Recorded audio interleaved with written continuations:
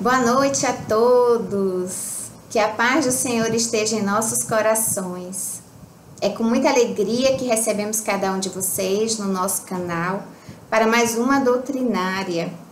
Essa oportunidade de poder divulgar a doutrina espírita, essa doutrina maravilhosa que nos instrui, que nos esclarece, que tanto nos conforta e nos consola.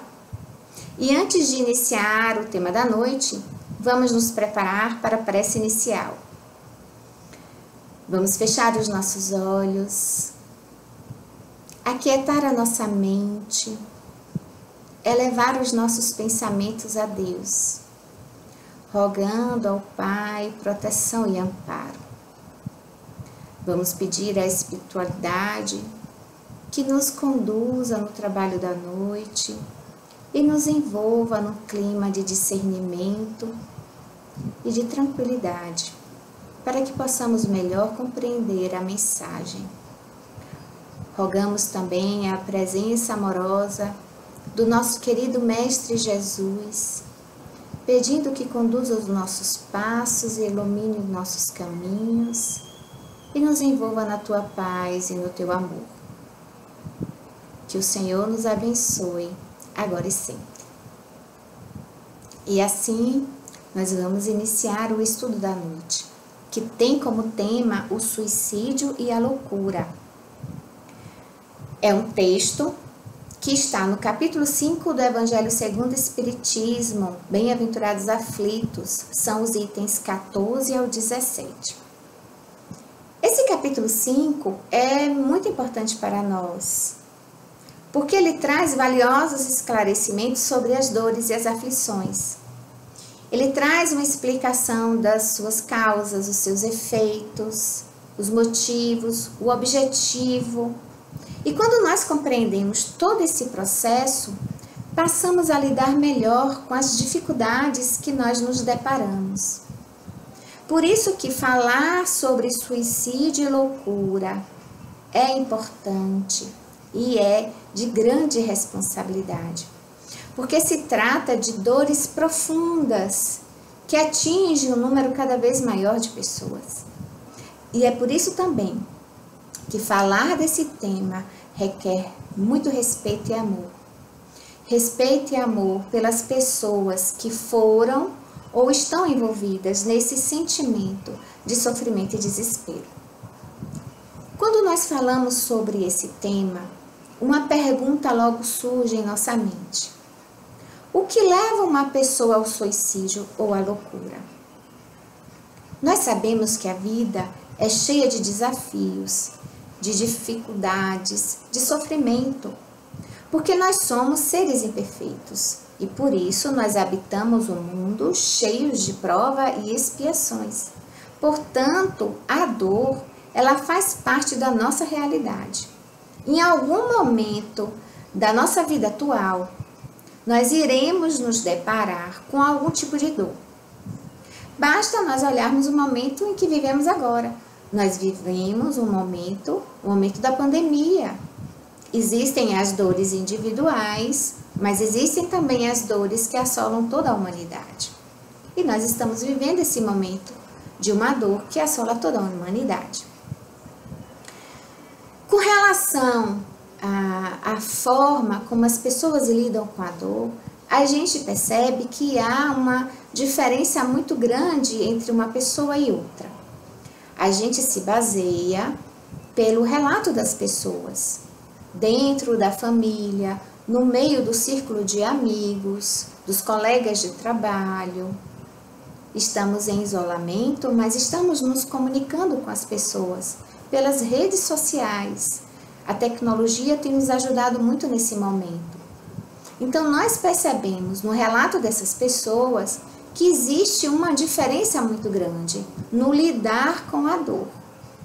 Então, muitas dizem que estão vivendo esse momento com medo, com insegurança, temendo pelo que pode acontecer, chegando mesmo à situação de pânico, de desespero. Já outras relatam que estão vivendo experiências, desse momento doloroso, que estão lhe proporcionando grandes reflexões, que esse isolamento que todos nós precisamos fazer está fazendo com que façam um mergulho no seu interior, buscando o propósito da própria vida. E aí elas estão percebendo a necessidade de se melhorar. Toda a humanidade precisa se melhorar. Precisamos ser mais fraternos, mais amorosos uns com os outros. E no momento da dor, muitos percebem essa necessidade de uma forma muito mais clara. Muitos outros também vão perceber que há uma necessidade muito grande de buscar forças. E aí buscam as forças pela oração. E elas relatam que se sentem mais próximas de Deus. E com isso estão se tornando pessoas de fé, uma fé mais firme. Estão cada vez mais certas do agir de Deus em suas vidas. Já outras dizem que se sentem desamparadas, sozinhas. Então nós vemos que existem formas diferentes de sentir, de reagir diante de uma mesma realidade, de um mesmo momento. Então existe essa diferença onde umas pessoas lidam melhor com a adversidade do que outras. E nós percebemos também que aonde não tem a fé, essa fé que nos fortalece, existe a fraqueza moral, né? A covardia moral que está no texto, que é essa incapacidade de lidar, de suportar os fatos. Então, sentimentos como o medo, o desespero, e aí a gente pode incluir também outros sentimentos como a mágoa, a frustração, a decepção. Esses sentimentos envolvem as pessoas de tal forma que muitas levas entram num quadro depressivo. E esse quadro depressivo pode resultar no suicídio ou na loucura. Então, o problema, o conflito, as adversidades os atingem de tal forma que os abalam profundamente. Eles se desequilibram e aí eles vão para uma condição de infelicidade e de desistência da vida, da razão. Tanto o suicídio como a loucura é um tipo de fuga. Fugir da vida, fugir da realidade, fugir de si mesmo. É uma desistência. Eu não quero mais enfrentar isso. Eu não consigo mais lidar com essa situação. Eu quero pôr um ponto final em tudo isso. Então, a gente percebe que há uma diferença no reagir. E aqui, como tema é loucura e suicídio, nós vamos falar um pouquinho de cada um deles para que a gente possa ver como essas reações podem levar a uma condição ou a outra. Então, qual é o entendimento que nós temos da loucura? A loucura é essa condição em que a pessoa ela perde a razão, ela fica fora de si. Mas para a doutrina espírita, o que seria a loucura? Nós temos uma variedade de obras, tanto as obras básicas como as obras complementares, que falam sobre os transtornos, sobre as doenças mentais. Nós temos um número muito grande de livros. Nós temos livros de Emmanuel, nós temos livros de Joana de Ângeles e na própria codificação, que fala sobre esses temas. Eu trouxe duas fontes. Uma é o texto base, que é esse texto do Evangelho, e a outra é o livro No Mundo Maior, de André Luiz. Então, eu trouxe um texto pequeno dessas fontes para que a gente possa entender melhor o assunto. Então, no Evangelho segundo o Espiritismo, no item 14 do capítulo 5, Kardec diz o seguinte: com efeito, é certo que a maioria dos casos de loucura se deve à comoção produzida pelas vicissitudes que o homem não tem a coragem de suportar. Nós já temos aqui no livro No Mundo Maior, de André Luiz, que é psicografia através do médium Chico Xavier, é o capítulo 16, aí ele diz o seguinte: excetuados os casos puramente orgânicos, o louco é alguém que procurou forçar a libertação do aprendizado terrestre por indisciplina ou ignorância.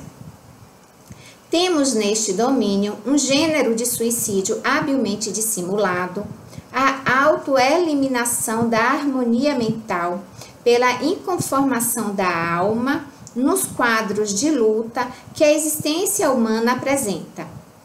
Diante da dor, do obstáculo ou da morte, milhares de pessoas capitulam, entregando-se sem resistência à perturbação destruidora que lhes abre, por fim, as portas do túmulo. A princípio, são meros descontentes e desesperados que passam despercebidos, mesmo aqueles que os acompanham de mais perto. Pouco a pouco, no entanto, transformam-se em doentes mentais de variadas gradações, de cura quase impossível, portadores que são de problemas inextricáveis e ingratos. Então, aqui nós percebemos que existem aqueles casos que são puramente orgânicos.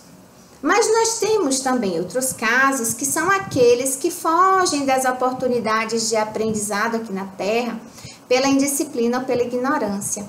Então, eles destroem aos poucos a harmonia mental pelo inconformismo. Inconformismo. A gente vê tanto isso entre as pessoas, né? O inconformismo.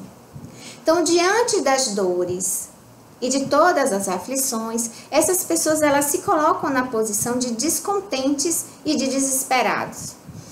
São aquelas pessoas que tudo reclamam, que tudo temem, que não gostam de nada, que não conseguem aceitar nada, que estão sempre irritadas, que estão sempre inconformadas. Então, constantemente, elas estão reclamando, estão naquela postura de não aceitação. Então, elas se rebelam. E, aos poucos, elas vão se tornando doentes mentais de variados graus. Dos graus mais leves aos graus mais graves.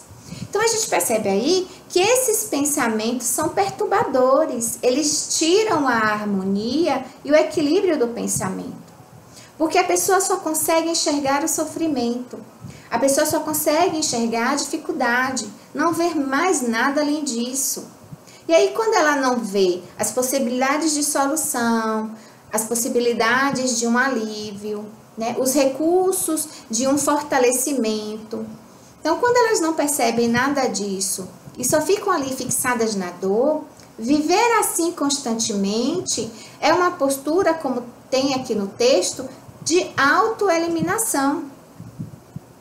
Então, a gente percebe como esses sentimentos vão sendo prejudiciais à nossa saúde de uma forma geral.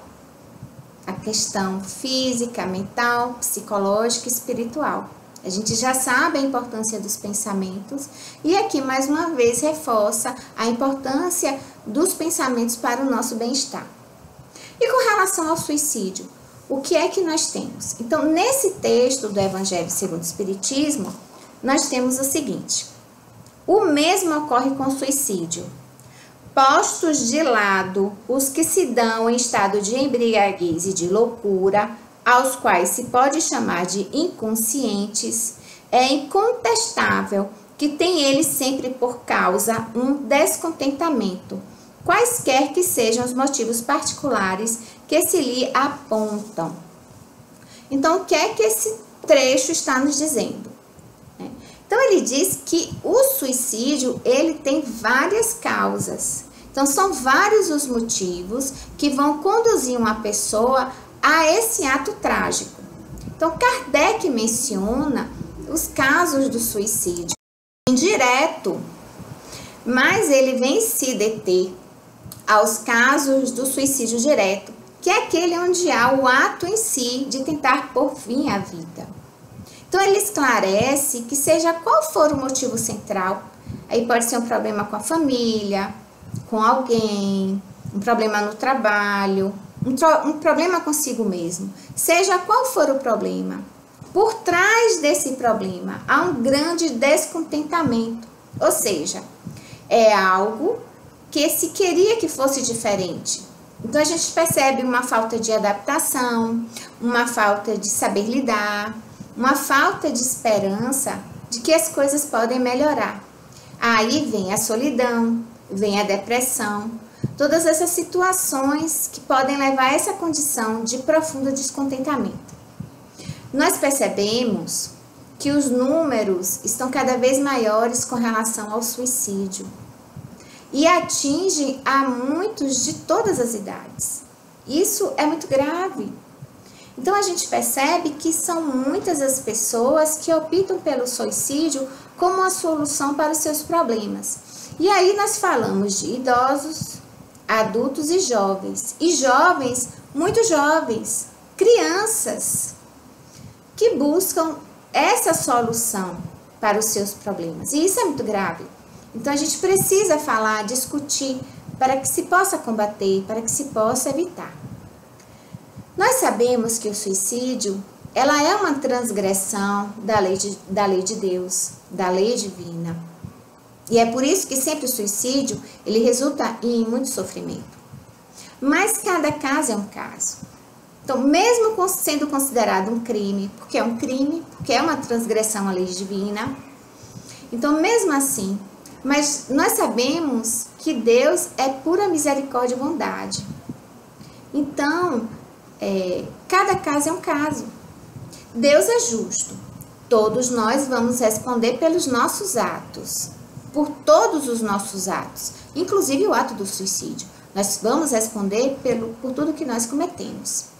Mas todos esses atos têm agravantes e têm atenuantes. Então vai depender da situação. Então não existe uma consequência fixa. E muitas vezes quando a gente fala de suicídio, as pessoas vêm logo com aquela ideia: o espírito no plano espiritual vai sofrer muito e por muito tempo. Mas não é bem assim. Muitas coisas são levadas em conta. Então, se você conhece alguém que cometeu esse ato, se é alguém conhecido, alguém da família, não sofra tanto, ore por ele, porque as orações vão chegar a esse espírito como bálsamos. E cada situação é uma situação. E aí a gente percebe, pela resposta que os espíritos dão a Kardec, na questão de número 957 do Livro dos Espíritos, que isso é verdade. Porque Kardec faz a seguinte pergunta. A questão é 957. Quais são, em geral, com relação ao estado do espírito, as consequências do suicídio? E os espíritos respondem: as consequências do suicídio são muito diversas, não apenas fixadas, e em todos os casos são sempre relativas às causas que o produziram. Há, porém, uma consequência a qual o suicida não pode escapar: o desapontamento. Ademais, a sorte não é a mesma para todos, depende das circunstâncias. Alguns expiam sua falta imediatamente, outros em nova existência, que será pior do que aquela cujo curso interromperam. Então a gente percebe aí que vai depender da situação. E a gente se certifica disso pelos relatos dos próprios suicidas, né? Os espíritos dos suicidas, eles vêm trazer os relatos, contando a sua história. E é por isso que a gente sabe que, na verdade, eles não queriam acabar com a vida em si. O suicida, quando comete esse ato, o que eles querem, na verdade, é acabar com a dor, com o sofrimento, que eles não suportam mais. Então, naquele momento, eles conseguem só enxergar a morte como solução. A morte seria aquilo que acabaria com tudo, com toda a dor. É por isso que os espíritos respondem nessa questão que certo é justamente o desapontamento. Isso é o que nós sabemos que todos irão encontrar quando chegam no plano espiritual, porque eles acreditavam que com a morte tudo iria acabar. Mas a gente sabe que não é assim que acontece. A morte do corpo físico não acaba com a vida. E é uma surpresa para esses espíritos se descobrirem imortais. Então, eles percebem que o suicídio, que parecia uma solução, na verdade é uma grande e triste ilusão, porque eles não deixaram de existir, eles continuam vivos. Então, a morte do corpo físico não foi capaz de exterminar, de acabar com as dores como eles esperavam. Mas por que para uns é tão difícil lidar com as adversidades do que para com outros? O que é que vai fazer a diferença? Então, o que vai fazer a diferença? É justamente a forma de ver a vida. E para nós entendermos melhor isso, Kardec fala o seguinte nesse texto do Evangelho. Ora, aquele que está certo de que só é desventurado por um dia e que melhores serão os dias que hão de vir, enche-se facilmente de paciência. Só se desespera quando nenhum termo divisa para os seus sofrimentos, e que é a vida humana com relação à eternidade, se não bem menos que um dia. Mas para o que não crê na eternidade e julga que com a vida tudo se acaba, se os infortúnios e as aflições o acabrunham, unicamente na morte vê uma solução para as suas amarguras. Nada esperando, acha muito natural, muito lógico mesmo, abreviar pelo suicídio as suas misérias. Então, a forma de ver a vida é que vai fazer essa diferença. Então, o meu entendimento sobre o futuro é que vai determinar como eu vejo, como é que eu vou reagir diante das situações e dos fatos da vida da agora. E aí a gente percebe o quê? Que a incredulidade, a simples dúvida sobre o passado, o materialismo são as maiores causas do suicídio e da loucura. O materialismo é essa doutrina que acredita que não existe nada além da matéria. Então, as suas ideias, as suas percepções, a forma como ele enxerga a vida é levando em conta apenas as questões materiais.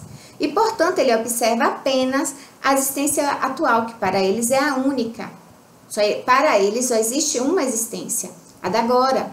Porque eles negam a vida futura e eles acreditam que com a morte tudo acaba.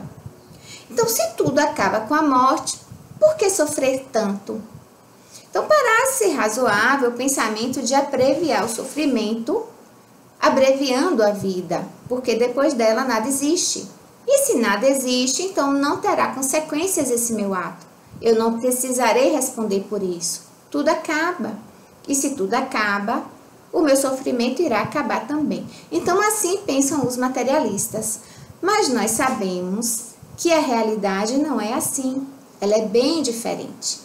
Então, quando você tem essa outra forma de ver a vida, quando você sabe que existe a vida após a morte, quando você tem esse entendimento da imortalidade da alma, aí quando você acredita na vida futura, então as suas ideias, as suas percepções, elas mudam completamente, tudo muda para você.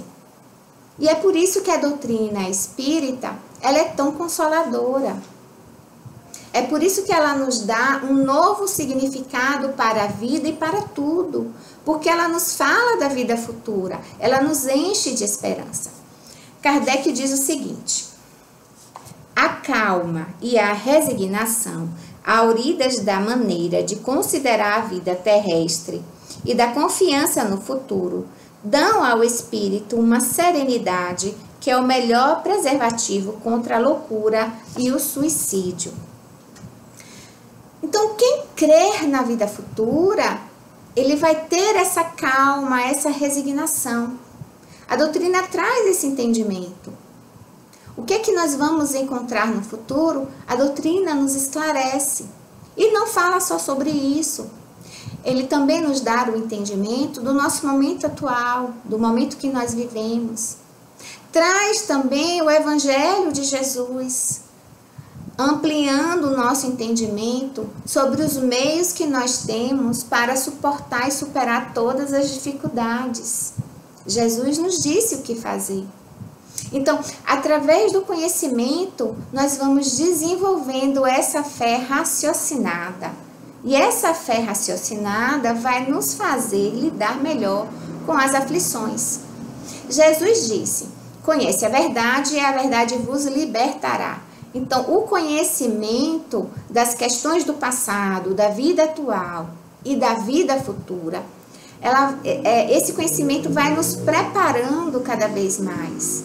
E aí a gente vai percebendo que não existe injustiça, que Deus existe, que é onipresente, onipotente, onisciente. Percebemos que se sofro é por causa das minhas necessidades de reajuste e aprendizado. São oportunidades de eu me realinhar com as leis divinas que antes eu transgredi, em vida passada ou nessa vida presente mesmo. Então eu mudo o significado da dor. A dor que antes não tinha sentido, agora ela passa a ser um meio de progresso para mim.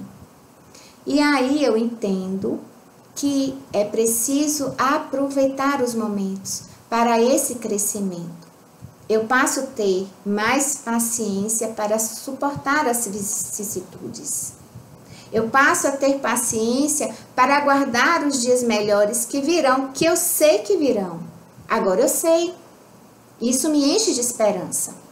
Então a doutrina esclarece que somos seres imortais e que, portanto, a morte, como solução para os nossos problemas, cai por terra essa ideia. Não é a solução. Eu vou continuar vivendo. Eu vou continuar do mesmo jeito que eu sou, com as mesmas ideias, com os mesmos sentimentos. O espírito, ele conserva a sua individualidade. Então a dor não vai acabar com a morte. Não é essa a solução. O entendimento da morte, ele nos faz perceber que a vida aqui na Terra, a nossa vida atual, ela é muito curta e é muito passageira. Porque tudo passa e tudo passa muito rápido. É só a gente se lembrar de coisas que nos afligiram tanto no passado, nessa vida mesmo, e que passaram. Coisas que nos tiraram sono, nos fizeram ficar tão preocupados e passaram. Então as preocupações, os problemas da agora também vão passar. Então o nosso olhar se abre, porque nós percebemos que nós temos toda a eternidade. A gente deixa de considerar a vida atual como o foco principal, como a única coisa a ser levada em conta. A gente começa a entender que a vida atual, ela representa, na verdade, um ponto em toda a nossa existência, de imortais que nós somos. Então, esse entendimento, ele vai resultar na paciência, ele gera a esperança. É um novo caminho que se abre para mim, porque eu passo a entender o verdadeiro sentido da vida, o porquê de estarmos aqui encarnados. Então, todos nós queremos ser felizes. Esse é o objetivo de todo homem, buscar pela felicidade. E essa busca pela felicidade existe desde sempre. E se eu não acredito que eu posso ser feliz, tudo perde o sentido. Então, nada vale a pena. Aí eu perco a motivação de viver.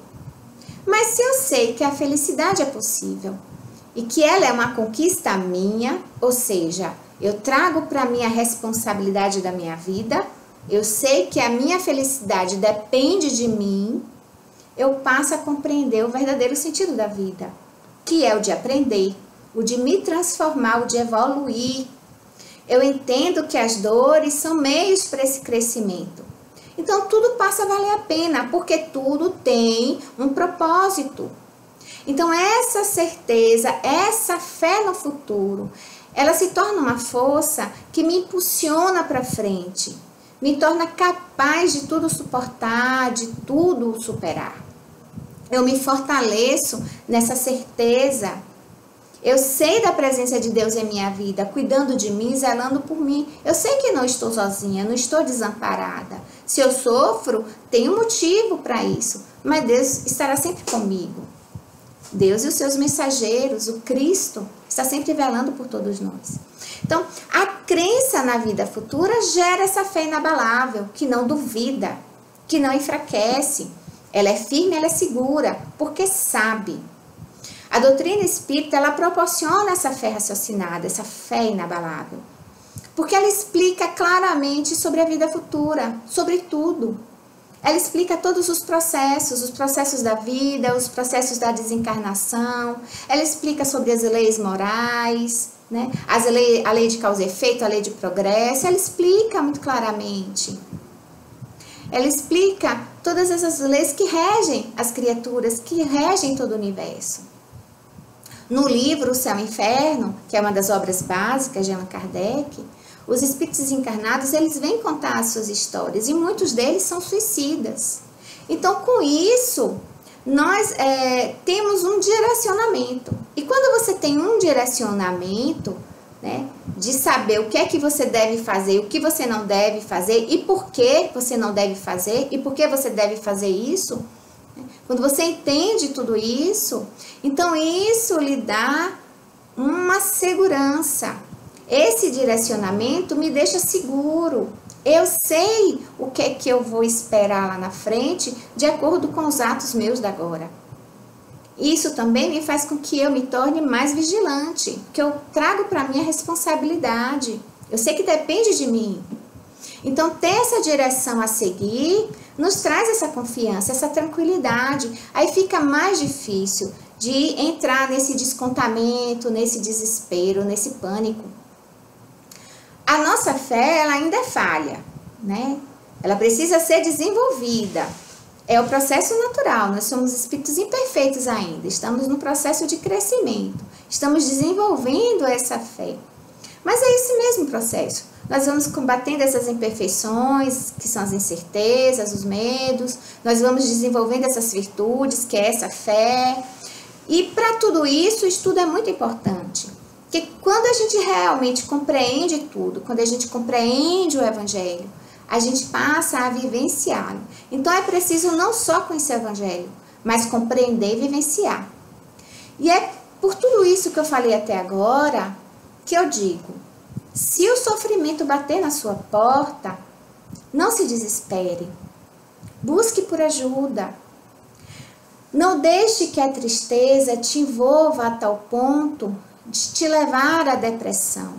Zele pelos teus pensamentos, buscando uma leitura edificante, cultivando ideias superiores. Tenha sempre conversas instrutivas, positivas, otimistas. Faça as boas reflexões para que você faça as mudanças necessárias. Então, esses hábitos saudáveis, eles equilibram e conservam essa harmonia mental que a gente falou tanto. Não permita que os pensamentos negativos destruam essa harmonia. Precisa estar sempre atento aos pensamentos. Nós sempre estamos falando da importância dos pensamentos. E no estudo de hoje vem mais uma vez reafirmar a importância dos pensamentos para a nossa saúde integral, a saúde física, mental, psicológica, espiritual, para o nosso bem-estar. E caso as coisas fiquem muito difíceis, busque ajuda. Procure a casa espírita. Ela vai oferecer vários auxílios através do estudo, através do trabalho. Fortalece o entendimento da importância da prática no bem. Então, as doutrinárias, o atendimento fraterno, os grupos de estudo, as ações sociais, todas essas são atividades que vão nos auxiliar nesse processo de entendimento e crescimento e vai nos fortalecer diante das aflições. E se for necessário, busque a ajuda de um profissional. Não há problema nenhum em precisar da ajuda de um psicólogo, de um psiquiatra. Nós temos esses profissionais justamente para nos ajudar. A medicina avança tanto, conduzida pela espiritualidade, justamente para termos esse recurso, esse auxílio. Se nós olharmos atentamente ao nosso redor, nós vamos perceber que existem muitas ajudas. Nós vamos lembrar agora também da ajuda tão valiosa que nós temos dos voluntários do CVV.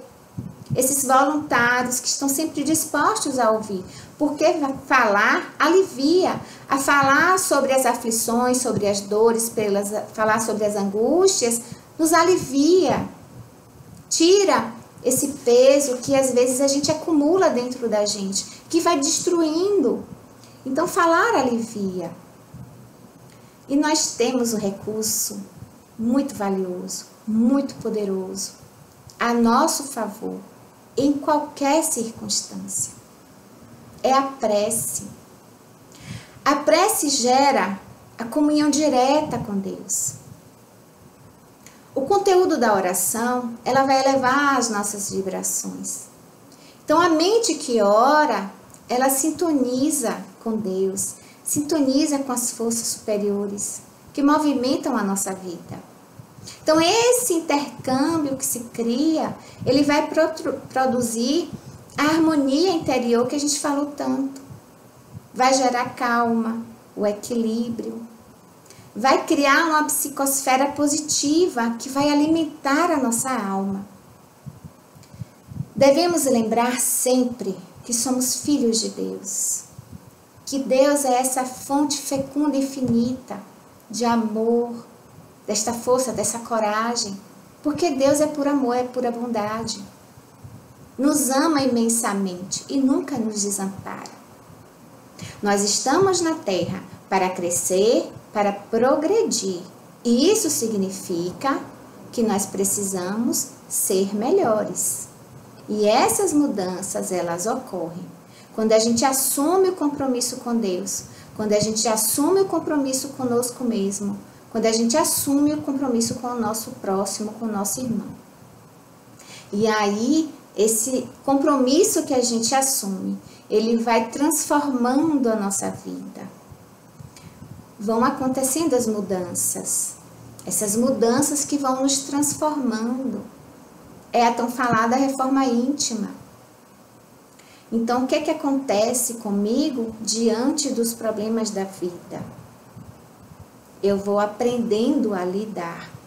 Vocês lembram da oração, da prece da serenidade? Então, diante dos problemas da vida, é preciso ter coragem para mudar aquilo que se pode mudar. Aceitar aquilo que não se pode mudar. Porque tem certas situações, tem certos sofrimentos que a gente não tem o poder de mudar. Como doenças que não tem cura e outras situações, né? Então, tem coisas que a gente não consegue mudar. Então, a gente não pode desgastar a nossa energia tentando mudar algo que não vai mudar. Então, a gente precisa da aceitação disso. Se estamos passando por isso, é por um motivo. E o motivo é o mesmo, o nosso crescimento. Então, a gente precisa ter a coragem de mudar aquilo que a gente pode mudar, porque às vezes falta coragem para mudar.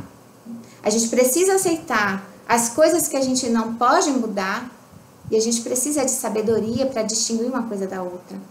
A sabedoria vem o quê? Vem com a prece que harmoniza o nosso pensamento, onde nós recebemos as intuições, vem com o estudo, com o conhecimento que vai nos preparando melhor para a vida.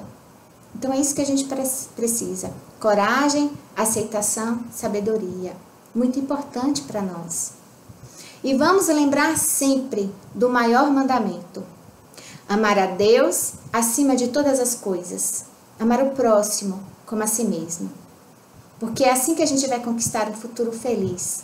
Porque o amor é a verdadeira solução para tudo. O amor, sim, é a solução para tudo. É o caminho certo que vai nos levar a paz e a felicidade. E para encerrar, nós vamos fazer a nossa prece final com a leitura de uma mensagem de Chico Xavier. Tudo passa. Todas as coisas na terra passam. Os dias de dificuldade passarão. Passarão também os dias de amargura e solidão. As dores e as lágrimas passarão. As frustrações que nos fazem chorar um dia passarão. A saudade do ser querido que está longe passará. Os dias de tristeza, dias de felicidade, são lições necessárias que na terra passam, deixando no espírito imortal as experiências acumuladas. Se hoje para nós é um desses dias repleto de amargura, parece um instante, paremos um instante, elevemos o pensamento ao alto e busquemos a voz suave da Mãe amorosa a nos dizer carinhosamente: isto também passará. E guardemos a certeza pelas próprias dificuldades já superadas, que não há mal que dure para sempre. Semelhante à enorme embarcação que às vezes parece que vai só sobrar diante das turbulências de gigantescas ondas. Mas isso também passará, porque Jesus está no leme dessa nau e segue com o olhar sereno de quem guarda a certeza de que a agitação faz parte do roteiro evolutivo da humanidade e que um dia também passará. Ele sabe que a Terra chegará a porto seguro, porque essa é a sua destinação. Assim façamos a nossa parte o melhor que pudermos, sem esmorecimento, e confiemos em Deus, aproveitando cada segundo, cada minuto, que por certo também passará. Tudo passa, exceto Deus. Deus é o suficiente. Muita paz para todos.